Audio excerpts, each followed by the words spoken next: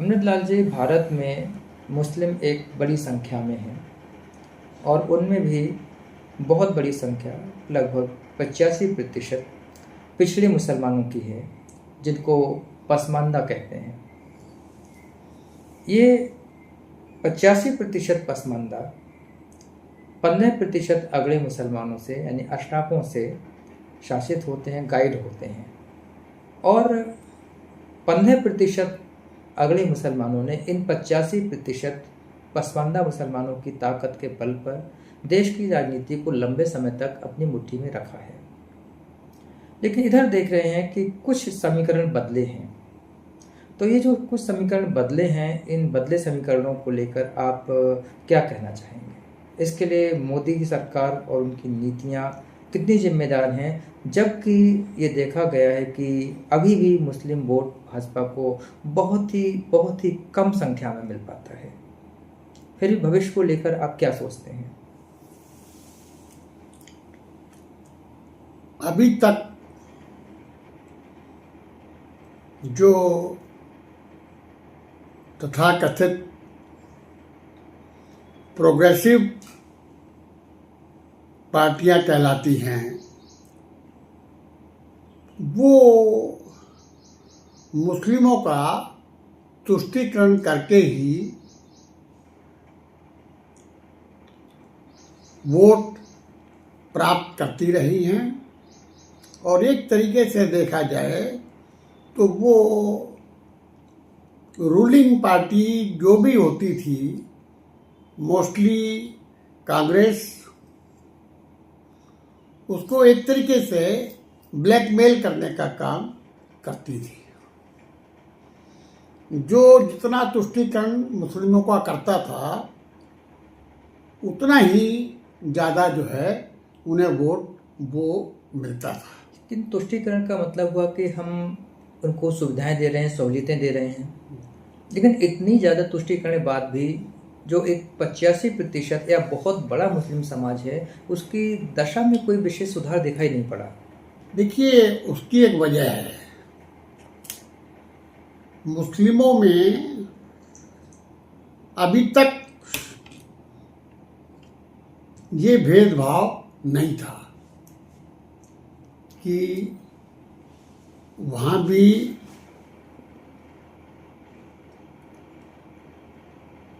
पिछड़ा वर्ग, अगड़ा वर्ग का कोई वहाँ पे खेल नहीं था। वहाँ सिर्फ एक ही बात होती थी कि मुस्लिम मुस्लिम है, और मुस्लिम जो है उन पे 15% जो अगड़े मुस्लिम थे वही राज्य करते थे, और वो अपने हिसाब से ही गवर्नमेंट को चलाते थे। और गवर्नमेंट भी उन्हीं 15% लोगों को ही वो आगे बढ़ाती थी, चाहे वो राजनीति में टिकट देने का काम हो, और चाहे उन्हें राजनीति में कोई पद देने का काम हो, या और कहीं एडजस्ट करने का काम हो, तो वो उन्हीं 15% लोगों को ही दिया जाता था। लेकिन धीरे धीरे ये आग जो है सुलगती गई, और ये आग अब इतना सुलग गई है कि वो 85% जो पसमानदा मुस्लिम समाज है, उसने एक तरीके से अब उन 15% के खिलाफ बोलना शुरू कर दिया है। और अब जो भाजपा है, जिसका नेतृत्व माननीय मोदी जी कर रहे हैं, मोदी जी ने अपने पिछले पार्लियामेंट के इलेक्शन में भी इस मुद्दे को हवा देने की कोशिश करी थी। लेकिन न जाने क्यों जो आरएसएस है या जो भाजपा का दूसरा सोच है, उन्होंने मोदी जी की बात को एक्सेप्ट नहीं करा, और वो मामला वहीं का वहीं रह गया। और जिसका परिणाम ये हुआ कि जो वोट मोदी को ट्रांसफ़र होना था वो नहीं हो पाया, और जिसके कारण मोदी जी को पूर्ण बहुमत की सरकार नहीं बन सकी। लेकिन अब जो पिछला उपचुनाव कुंदरकी का हुआ है, उस चुनाव में बीजेपी ने खुल के पसमानदा समाज जो 85% है मुस्लिमों का, उनसे ये अपील करी कि आप हमें आजमा के देखिए और हम आपके साथ देंगे। जिसका परिणाम ये हुआ कि मुस्लिम बाहुल्य क्षेत्र में कुंदरकी में भाजपा जीत गई। जब भाजपा जीत गई तो अब उसे ये लगने लगा कि इन 15% जो एकजुट होके कांग्रेस को या प्रोग्रेसिव फ्रंट को या इंडिया गठबंधन को वोट देता है, उसके मुकाबले में पसमानदा समाज को आगे करके और उसका वोट प्राप्त करने का प्रयास किया जाए।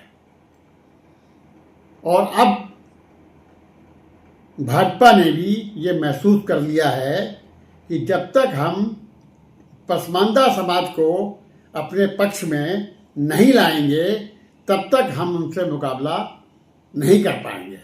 तो क्या भाजपा भी तुष्टीकरण के रास्ते पर चलेगी? भाजपा तुष्टीकरण के रास्ते पे तो नहीं चलेगी, लेकिन जो सुविधाएं 15% की वजह से खाली पिछड़ेपन वाले लोगों को नहीं मिल पा रही थी, उन्हें वो देगी। नहीं, अभी देखिए पीएम आवास हो या राष्ट्रीय खाद्य सुरक्षा हो या दूसरी तरह आयुष्मान कार्ड हो, इन समय की जो चीज़ें बनाई गई हैं उनमें अगर देखा जाए राष्ट्रीय आंकड़ों को तो मुस्लिम्स उसका सबसे ज़्यादा फ़ायदा उठाने वालों में से हैं। लेकिन उसके बाद भी पिछले चुनाव में मुस्लिम वोट भाजपा को उस हिसाब से नहीं मिल पाया था, बल्कि कई जगहों पर तो मुस्लिम वोट के नाम पर 10 वोट भी भाजपा के प्रत्याशी को नहीं मिले। तो ऐसा क्या हो जाएगा कि जिसकी वजह से अब अगले चुनाव में भाजपा कुछ बेहतर ले पाएगी? देखिए, इसमें कोई दो राय नहीं है कि भाजपा को मुस्लिम वोट नहीं मिला था और आगे भी भाजपा मुस्लिम से कोई उम्मीद रखे, ये मैं नहीं समझता हूँ।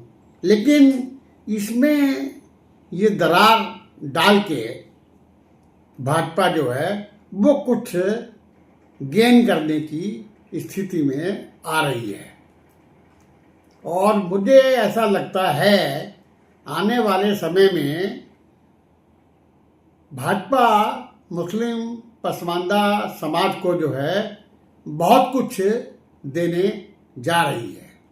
तात्पर्य यह है कि जो 85 और 15% का आंकड़ा था उसमें से जो वंचित वर्ग है, उस वंचित वर्ग को धनाढ्य वर्ग ने या मौजूद वर्ग ने कुछ हासिल नहीं होने दिया सत्ता में होने के बावजूद। हाँ, भाजपा ने उस वंचित वर्ग को संपन्न करने की, उसको कुछ देकर अपने पक्ष में करने की रणनीति बनाई है, जिसके चलते भविष्य में भाजपा ये उम्मीद कर सकती है कि उसके पक्ष में कुछ जरूर होगा।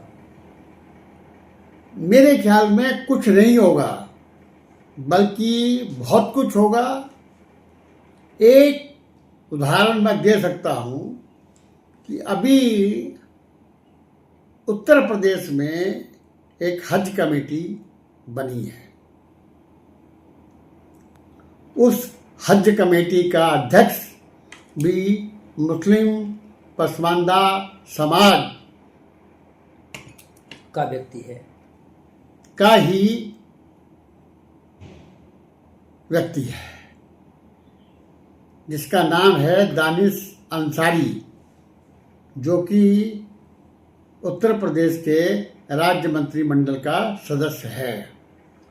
और उस हज कमेटी में आपको जान के ये आश्चर्य होगा कि मेरे ख्याल से 70% मुस्लिम पसमानदा समाज के ही लोग हैं।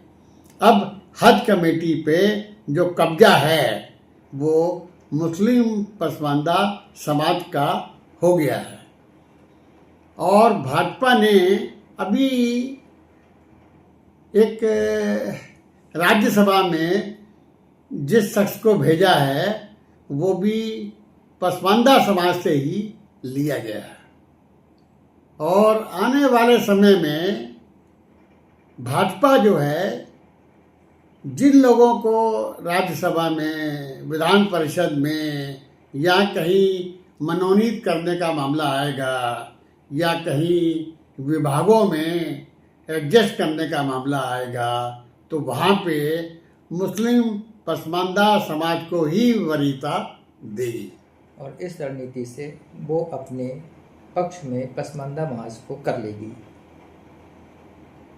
ऐसा होना चाहिए भी और ऐसा होगा भी, क्योंकि अब पसमानदा समाज जो है, जो अभी तक अग्रिम जो मुस्लिम वर्ग थे उनके खिलाफ अपनी बात रखने में हिचकिचाता था, डरता था। लेकिन आज बिहार के चुनाव में अब मुस्लिम पसमानदा समाज खुल के उस समाज, अग्रिम समाज के खिलाफ जो है वो खड़ा हो गया है। और वो मैं समझता हूँ कि उसका कुछ ना कुछ असर भाजपा पे जरूर आएगा। मुझे उम्मीद है कि आने वाला समय मुस्लिम पसमानदा समाज का ही है और मुस्लिम पसमानदा समाज को जो भी अपने पक्ष में ले आएगा वही सत्ता में काबिज वही रहेगा। सत्ता में काबिज वही सत्ता रहेगा। का सुख भोगेगा।